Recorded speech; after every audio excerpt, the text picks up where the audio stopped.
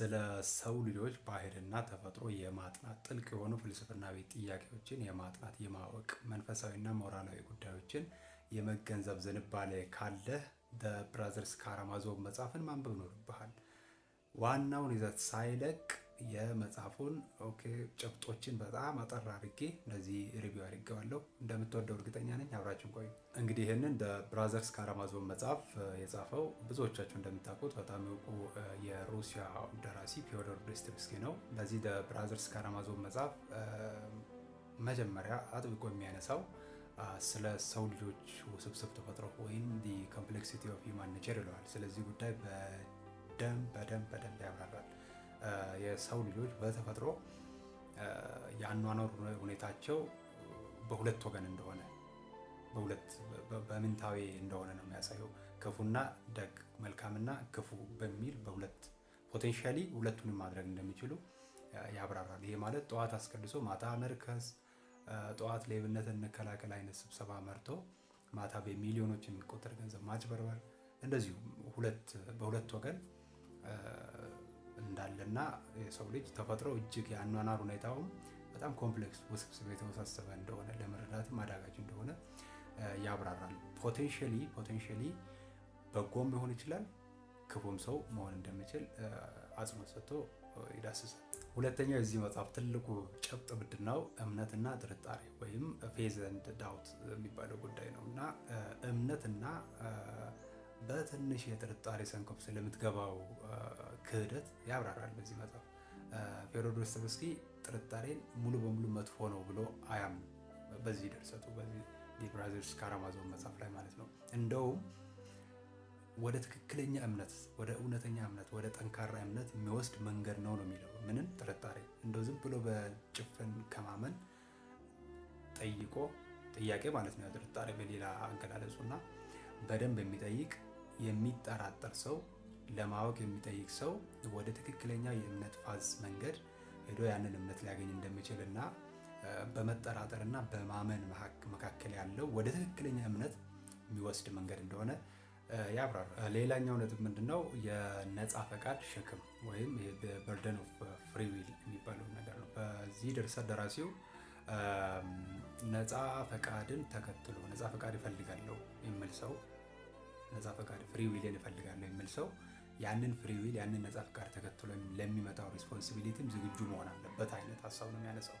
ከነፃ ፈቃድ ከፈለግ ያንን ነፃ ፈቃድ ተከትሎ ለሚመጣው ኃላፊነት መውሰድ አለብን። መጥፎም ይሁን ውጤቱ ጥሩም ይሁን ያንን 100% መቀበል እንዳለብን፣ ምክንያቱም ነፃ ፈቃድን ተከትለ ስለመጣ ብሎ ያብራራል።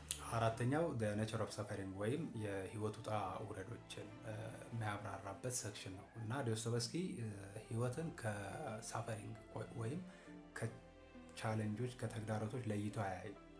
እንደውም ምንድነው የሚለው? ቻሌንጆች የሌሉበት ህይወት ወደ ምንንግ ሊያደርስ አይችልም ነው የሚለው። ሪሊ ሚኒንግፉል የሆነ ላይፍ ለመኖር የሚፈልግ ሰው ከመከራዎች ምን አይልም፣ አይሸሽም።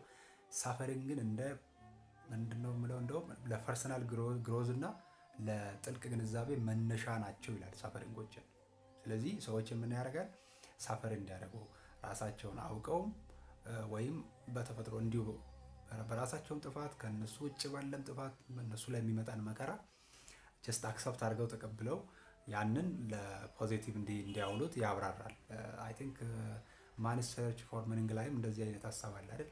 የቪክተር ፍራንክሊን መጽሐፍ ላይ ለሚኒንግ ፔንን ሳፈሪንግን እንደ ትልቅ የማዕዘን ድንጋይ አድርጎ ያቀርባል በዛኛው መጽሐፍ እና እዚህም ፊዮዶር ዶስቶቭስኪ እንግዲህ ለኔቸር ኦፍ ሳፈሪንግን በጣም ኢምፖርታንት እንደሆነ ለሚኒንግ ይዳስሳል። ሌላኛው በዚህ መጽሐፍ ትልቅ ትኩረት የተሰጠው ጉዳይ ምንድነው? የኮምፓሽንን የሚመለከት ነው። ኢምፖርታንስ ኦፍ ኮምፓሽን ይለዋል ደራሲው እና ምንድነው ኮምፓሽንን የሚመለከቱ ታሪኮች በድርሰቱ ውስጥ በብዙ ቦታዎች ይገኛሉ። በብዙ ቦታዎች በጥልቀት የሚያነብሰው በብዙ ታሪኮች ያገኛል እዛው መጽሐፍ ውስጥ እና የአሊዮሻ ካራማዞቭ አንዱ ነው። ለምሳሌ አጠገባችን ካሉ ሰዎች ጋር ጤናማ የሆነ ሄልዚ የሆነ ግንኙነት መመስረት እና እርስ በርስ መረዳዳትን ትልቅ ኢምፖርታንስ እንዳለው ያብራራል። ኮምፓሽኔት ሆነን የምናደርገው ሲሆን ይላል።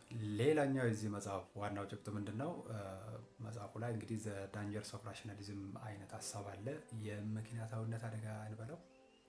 በዚህም የኢቫን ካራማዞቭን ራሽናል መሆንን ወይም ምክንያታዊ መሆንን ይተቻል መጽሐፉና ሰዎችን በምክንያት መነጽር ብቻ የሰዎችን የህይወት ገጽ የህይወት አጋጣሚ በምክንያት መነጽር ብቻ ከምክንያታዊነት አንግል ብቻ መመልከት ፉሊ አንደርስታንድ ለማድረግ በጣም እንደሚያስቸግርና ራዘር የሰዎችን ስሜት፣ ድርጊት፣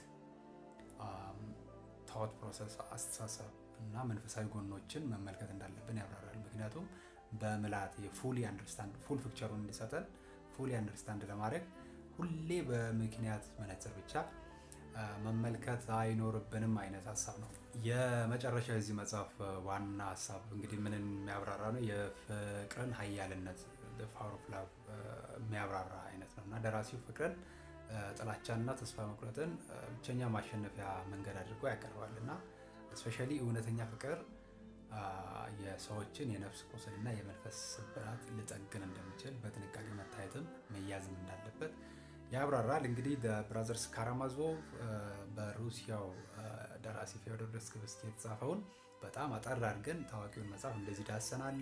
ቀጣይ ምን አይነት መጽሐፍ እንዲዳስላችሁ እንደምትፈልጉ ኮመንት ላይ አሳውቁኝ። በዚህ መጽሐፍ ላይ ምናልባት ያልተመቻችሁ ሀሳብ ካለም ኮመንት አድርጉ፣ ዲስከስ እናደርጋለን። የመጽሐፉን ሊንክ ከተፈቀደ ዲስክሪፕሽን ሊንክ ላይ አስቀምጥላችኋለሁ። ገብታችሁ ደግሞ ሞር ሰፋ ላሉ ጉዳዮች እንድታነቡት ጋብዛለሁ። ቻው።